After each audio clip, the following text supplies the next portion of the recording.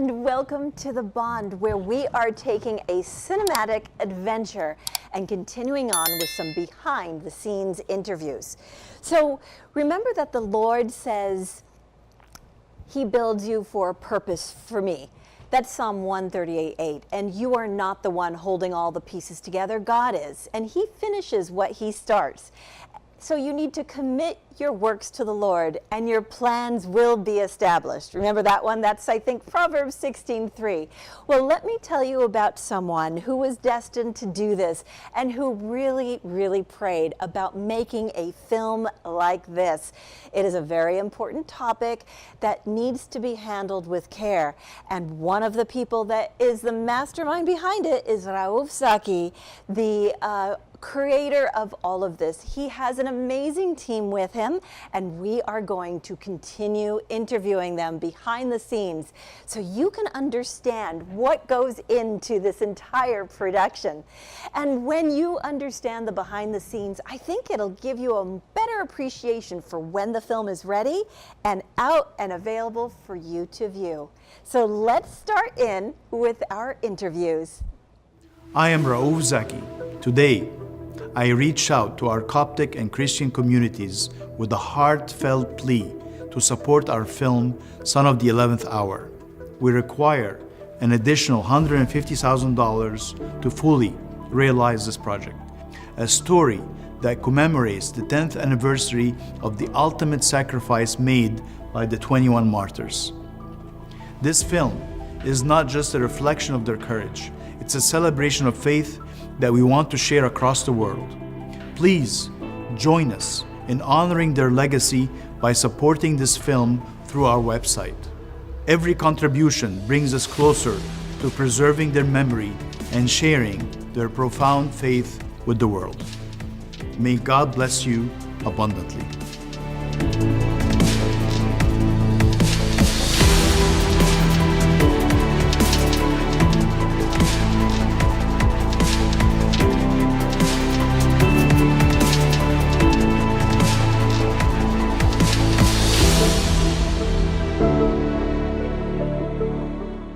So let's go behind the camera and meet William, the director of photography. So he helps create a mood with what he calls a visual language. A director of photography will use light, shadows, color, movement, and framing of the shot to convey a nonverbal message which supports the dialogue. He's an artist which uses the environment instead of a paintbrush to get the audience to focus on certain things in the scene or the subliminal message. So because of the topic of the movie, he uses low-key lighting, gritty framing, and muted color palettes that echo determination and perseverance for an authentic, raw emotion that conveys choices in moral lessons. For him, the book of Job in the Old Testament of the Bible reminds William that you cannot judge another person just because of the suffering that they are encountering. Bad events do not mean that God is punishing that person. Job himself experienced trials and was not even believed by his own friends when Job claimed to be innocent of any wrongdoing. So he tried to protest to his friends and say, I'm innocent. I've done nothing to deserve the punishment that God is giving me. But his friends doubted him because they judged him on those events. And William brings that message to say that that is not fair. Just like the characters in this movie are suffering something, it does not mean that they themselves deserve that as punishment. So his companions in Job held that those bad events was a sign that God was punishing him. And Job asked God to relieve him of these. And God said, no, Job, you need to trust me. And later God rewarded Job for that faith in trust, proving that Job's doubting friends were wrong. And that's a message that we might even see in this movie, that sometimes bad things do happen to good people, but the reason for that will be revealed much later on. So we were lucky to get William before he had to go and start filming night scenes. So let's see how William uses the lens to amplify the emotional weight of a moral conflict. And let's meet William.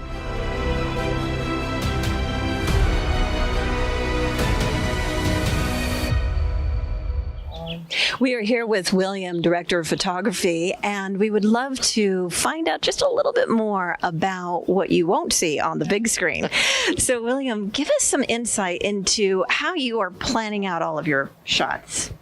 The way I approach every movie is really thinking of an overall visual language, is what I call it. Okay. So in the case of this, it's a gritty story. There's a lot of harsh realities, but beauty in it as well. Okay. And so using that I take this top-down approach where I start with that, and then that informs the light quality I want to use overall. And then when I get into each individual scene, it just kind of breaks down. That informs all of the micro choices I make in every moment. So you start with a mood that you want to create, and then you figure out what type of lighting. I mean, how do you, are you going to be influencing the music that goes to each scene? No, I have no say in the music. Okay. So this is pretty much, for me, it's the lighting and angles and things like that, But yeah, I would say mood, the way I think of it in my mind is like a language, so the way you use light and angles and everything says something. So yeah, but you could say mood as well, and that's what I try to do, is create that consistent mood throughout the whole thing. And what do you think is unique about this film? I mean, it's so interesting shooting a film that's faith-based, but dealing with something so difficult, where, we're with torture and brutality and it really, it's And redemption? And redemption. I mean, but that's what's so, like shooting some of these scenes with these prisoners, these Christian prisoners, and seeing how they, maintain this faith throughout it and kind of, lean more on God and more on each other throughout all of this. It's personally been really inspiring for me to think about as I've been filming it. So in what way are you taking a personal lesson from this project? For me, my personal lesson on this, from the story, is, thinking about these people who went through this and had to really grapple with, with their faith and the reality of their faith and Jesus, and that, that in and of itself for me as a Christian is challenging, and to think, I don't have to have these extraordinary circumstances like these men went through, but in my everyday choices in life, if they held fast, then I can. So some people, when they hit hard times, they use that almost as an excuse to fall away, to say, my heart no longer believes in God. But in this particular story, it seems that the tough times actually made them more firm in their beliefs. What do you think it is about that character trait that would either make someone move towards God or away from God when tough times happen? It's hard for me to say for other people, but for me, it goes back to the disciples when they tell Jesus, whom have I but you? And that's just what for me personally, in difficult times I've gone through. That's just what I personally keep coming back to. Like, who do I really have but Jesus? Right. I don't know my scripture, but is it Matthew 5:10 that is, blessed are the persecuted, for they shall inherit the kingdom of God? It is in Matthew 5 somewhere. So yeah, somewhere. Yeah, one of those. Yeah. Do not quote me. Yeah. So what is your? Do you have a verse that you like? As far as a specific verse, gosh, I mean, I read through the Bible last year. I'm reading through it again now. Yeah. It's not one verse, but just the whole book of Job. Oh, that is a tough one. Wow, you picked on Job. The poor guy gets pummeled. Yeah. Something about it, is really has, over these last couple years, hit a deep chord in me. I love it. It's really good. Really? Yeah. Really? It's because of the reality of it. It was written thousands of years ago, and these people, his friends, they were actually a lot of times giving him good theology, but also not necessarily the truth. And so, you read it, and I find myself nodding along in agreement with his friends all the time, and then I'll remember, oh, wait a second, this isn't, it's so, it's really challenging for someone like me who likes to have the answers.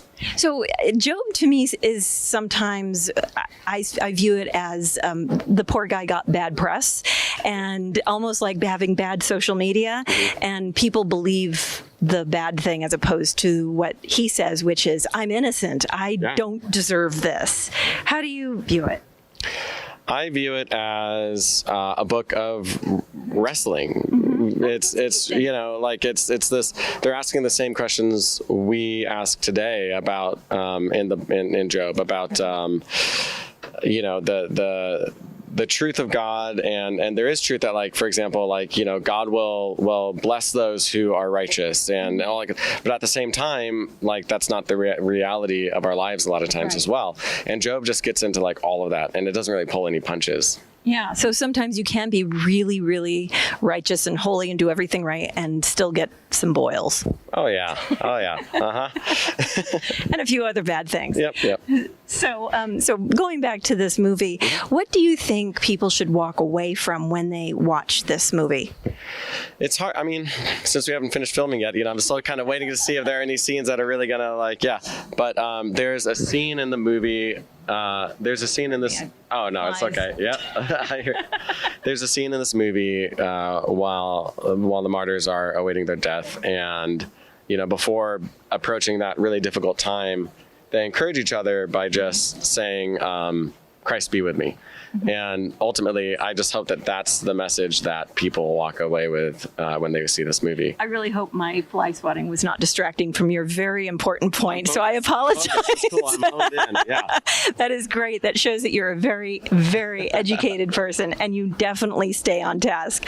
So with that, I just want to say thank you so much for taking this time out. I know you still have to shoot a night scene. We were lucky enough to get a hold of him before the sun goes down and before the evening shooting starts. So with that, thanks for joining us.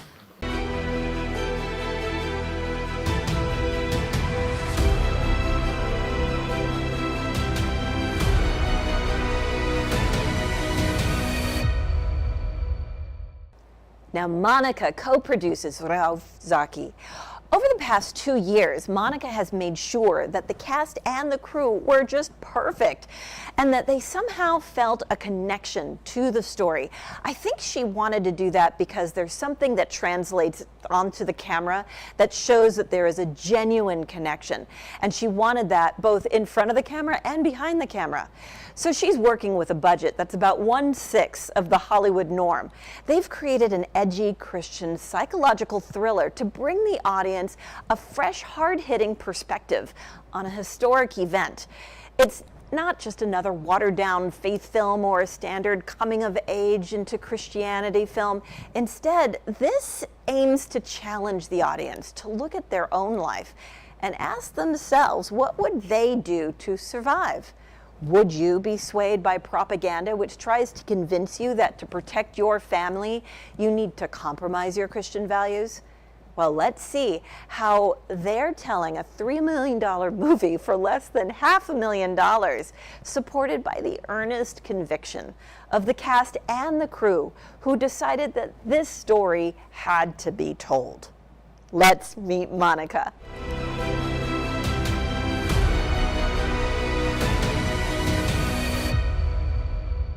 On such a busy set, we are privileged to be with Monica, who is one of the co-producers, to find out a little bit more about behind the scenes. So Monica, tell me, what do you think it's going to take to get this film to what you think is the next level? The next level. We are on the 12th day, and we still have some days ahead of us. And in the next level, we just need to stay focused to finish. And we need to focus on the post-production aspect also of the film, which include doing the editing and everything else. So that will be the next level, like getting to that point, to the post-production. And then what sort of way do you want to introduce this film to American audiences?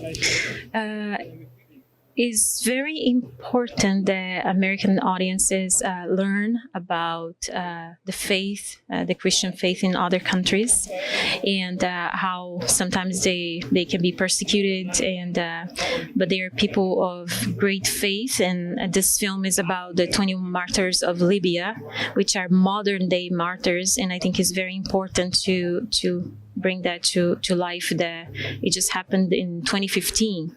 So if you see the martyrs of the church from thousands of years ago, like people kind of, you have a certain distance from them. And nowadays it's like, wow, it could be anybody, like persecuted by their faith. It could be me, so it's very important that people be aware of the different cultures and that there are actually Christians in the Middle East and in other parts of the world. So do you think that people are unaware that Christians are being persecuted in different countries? Not that they are not aware, but it's something that is not brought to light through the media, because usually people focus in more political issues and instead of like religious persecution. So I think it's important that this be broadcasted to the whole world to see that there's many aspects that are going on, like not only politically but also spiritually around the world. So do you think that there are some political motivations in order to persecute a group like, say, the Christians in different countries, that there's votes to gain or power to gain by making sure that the Christians are not there? Well, certainly there has been throughout the history persecution of Christians, like the Yazidis, and there was the Armenians, like the Armenian, genocide, and so. And under Stalin, some Christians. Yes, under Stalin too. So. Yeah, it's all over the place. It is. So tell me, what sort of effort does it take behind the scenes in order to get this type of a film off the ground? Does it take financial? Does it take effort of talent? Like, what goes into it? It takes a lot of effort, a lot of course, financial resources. This film, it would be like a $3 million film that we're trying to make a miracle here with what we have, which is a low budget, very low, like under $500,000. So we have been trying to be very mindful of the resources, because it's people that believe in us. We have executive producers, and so we go after the talent, the cast. We've been casting for 2 years. And we've been, even the people that we work with, the crew, we cast them, we interview them, we see if it's a good fit. And I can say that most of the people, or maybe all of them, are in this because of the story, because it's very important. They want to bring it to life. We had people who personally had something that it happened maybe in their families that is working with us. They were like, oh, we need to do this. And because they have gone through some certain level, like being touched by something like this. They've had some sort of a trauma in their life, and so they relate to the story. Yes, yes, they relate to the story. So do you think that people who everyday people, they can relate to the story? Are there characters in here that different people could relate to, do you think? I believe so, because the main character of the film, he is known as the man from Ghana, which it's like a psychological thriller. He's the audience. You walk through the film through his eyes, and you make decisions. And you make moral decisions. So he observes this two group of people, like, and there's a battle between good and evil, and then he has to make his own choices. So that would be our audience, would also be that character. And will the audience see the consequences of the choices that he makes throughout the movie? Do you think? Certainly, yes. Well, that's good. So do you think that this would be a good family movie to bring the whole family and kids to, or how old do you think you need to be to watch this? How old? I think it needs to be by the parents' discretion, and depends on the family, because it's not your typical like watered down like a film, like a Christian film, because faith-based. Because it's we try, of course, we don't want to glorify the gore and what they did. So you imply those. Imply many of those things, and we're not showing them, but we also want to make it like this. A lot of those things really happen. So it's not like it's not. So people can really think about it and try to connect to the characters. Like this really happened. So it sounds like you're focusing on the essence of the character as opposed to the shock value in say, blood and gore. No. So Yeah. you're really trying to focus on the reasons and the motivations behind people. Certainly, like because they were people, they had like us, they had lives, they had wives or children, mothers, sisters, and they because of their own beliefs or their choices, those things happen to them. So we focus on their life, on their relationship. That's mainly what we're doing with this film. Like and make the viewer question the choices that they make in life, because it's just one step away from making a choice that might lead you down a wrong path. That's true. Like every single day, like the moment we wake up every day, we're making choices. So, Ken, what if somebody wants to support this type of film? Let's switch gears a little bit from this story. Tell me, what is the method that people can reach out to you in order to support the film? They can go to our website, ravisionproductions.com, and they can actually, there's a page about the project, and it's called Son of the 11th Hour, and you can watch a little trailer, and there's the information on how to support the film and help us to bring this story to life. Okay, well, thank you very much. So that's Monica, a super busy person who has taken time out of a filming schedule on set in order to give us some insights.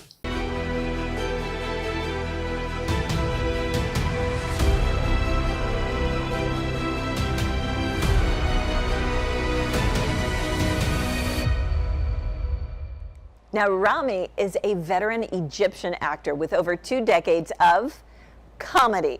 So why did he want to play a villain? Well, he wanted a role that would stretch his acting abilities. And to do that, he needed to prepare. He researched the 2015 incident to understand the motivations of everybody, including the villain that he is playing. He wanted to show and demonstrate that even in dark times, God can raise the voices of hope so that their legacy can be preserved and be used to inspire others. He wanted to honor the children, now grown 10 years later, the victims of those martyrs. So now let's meet Rami.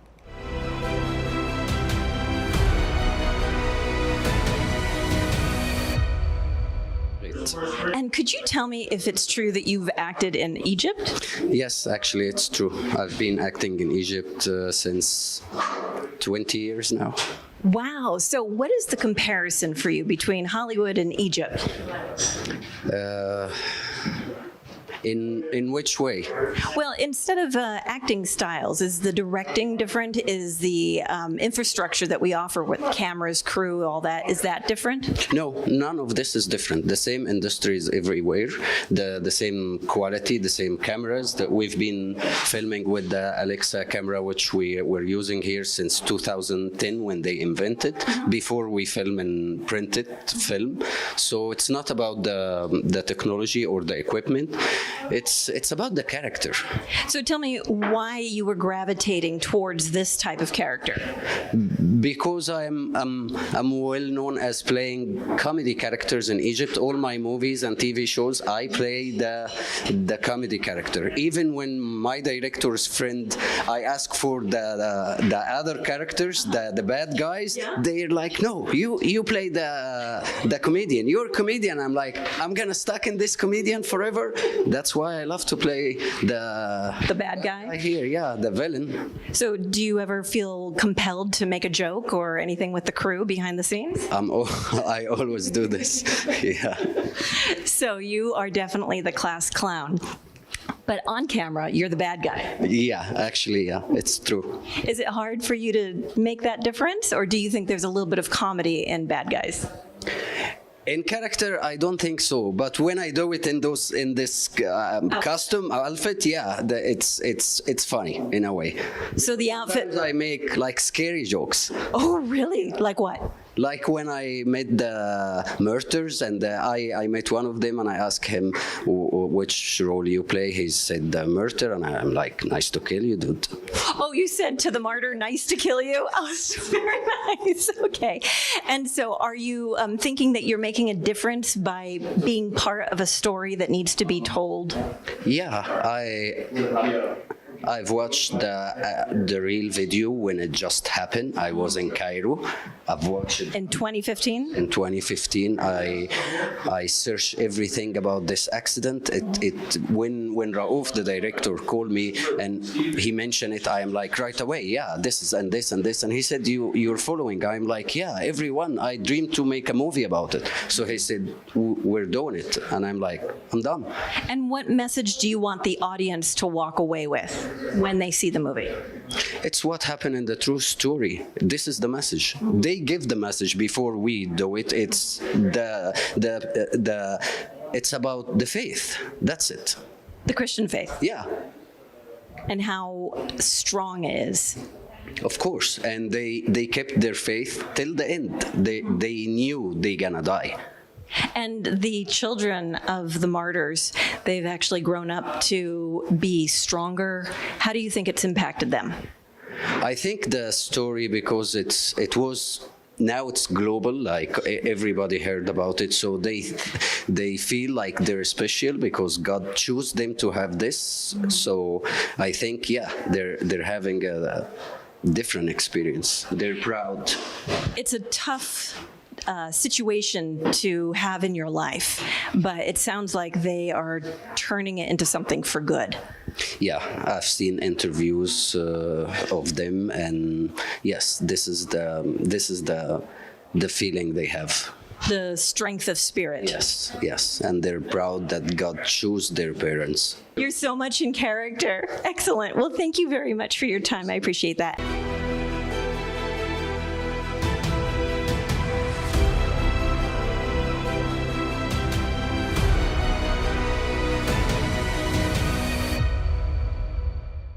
Raouf Zaki, whose work spans thrillers and comedies, directs The Son of the 11th Hour with absolute raw conviction.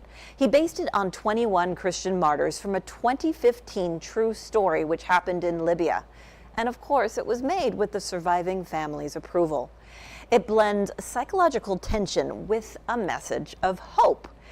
So Raouf sees this as a breakthrough in faith-based cinema. He wanted to create an absolute gripping, unflinching, and deeply human story to demonstrate the true strength of Christian faith and the tenacity of moral courage. He used his taste to imply powerful events instead of trying to shock the audience with a cheap horror movie gore. So there is nothing grotesque about anything that you'll see on camera. It is done with intention, and he wanted to create a film on the 10-year anniversary in hopes that it is a reminder that doing the right thing still matters and will echo into the future. So let's meet the core of this production, the man behind it all, Raouf Zaki.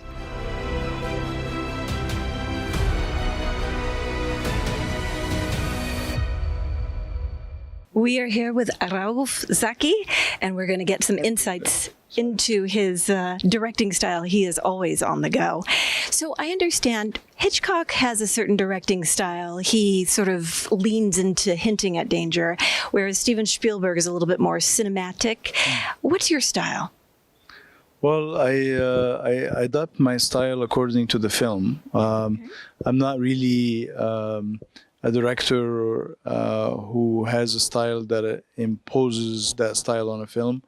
I let the film dictate the style of the storytelling itself. So in this film, for example, it's about the courage and the faith of the 21 martyrs of Libya, which is inspired by a true story, and starring the man from Ghana.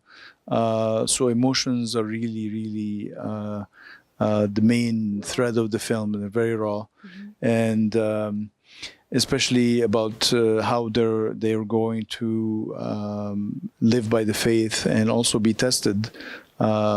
We went through a lot of research, and we were led to the investigator in Libya who told us what happened to them and how they tortured them.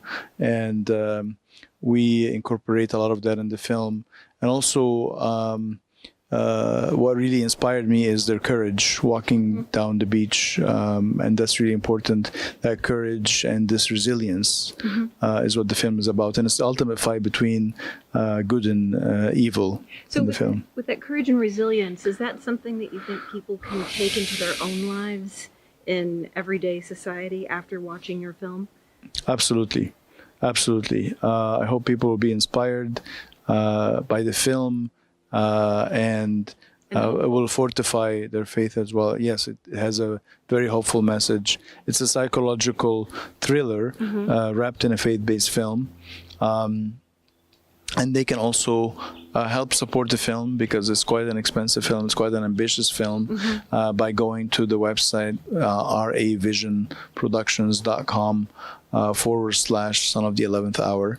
And I'm really hoping that an audience can stand behind us in raising funds to complete the post-production process and get the message out. Get the message out.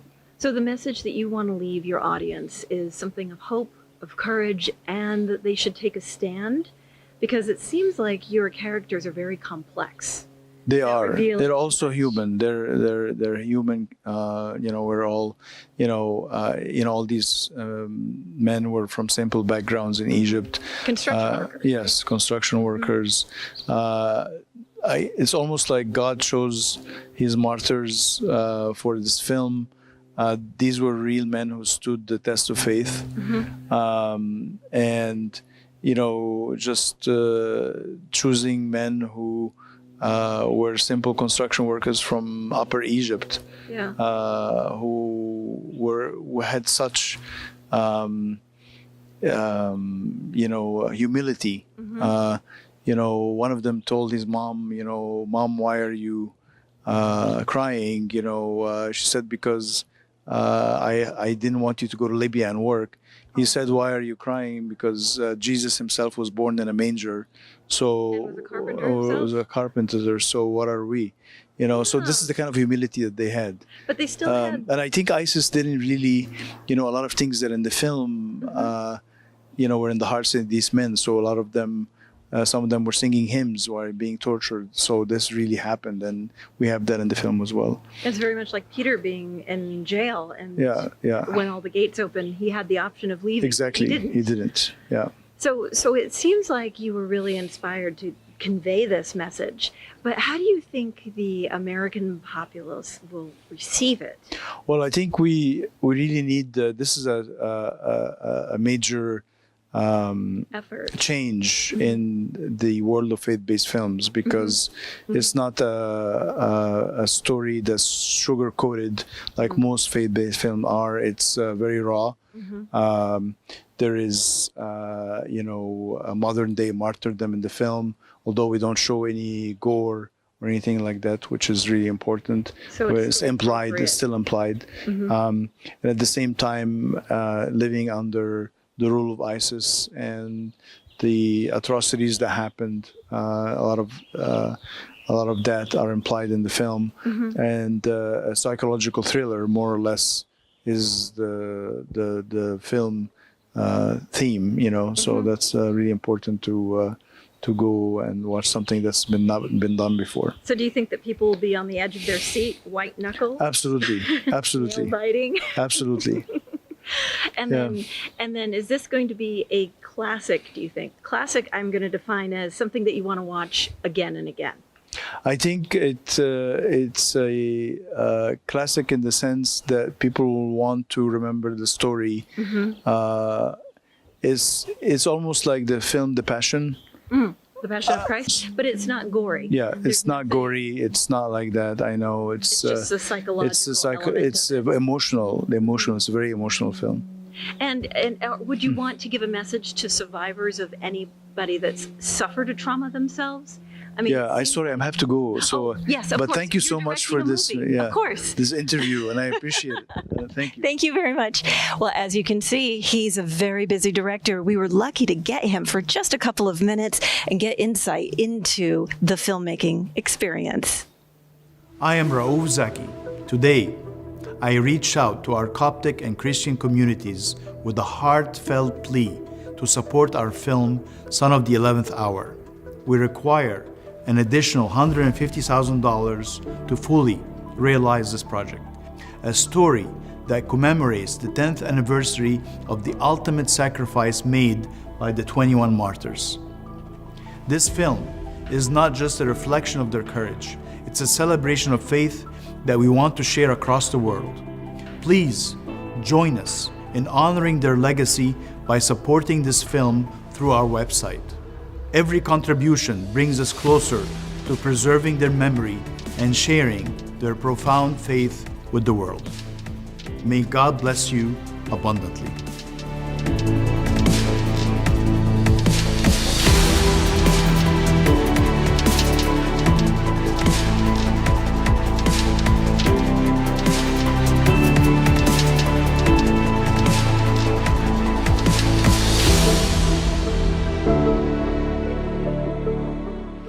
And that wraps up our behind the scenes tour with Son of the 11th Hour, a psychological thriller which echoes Christian values.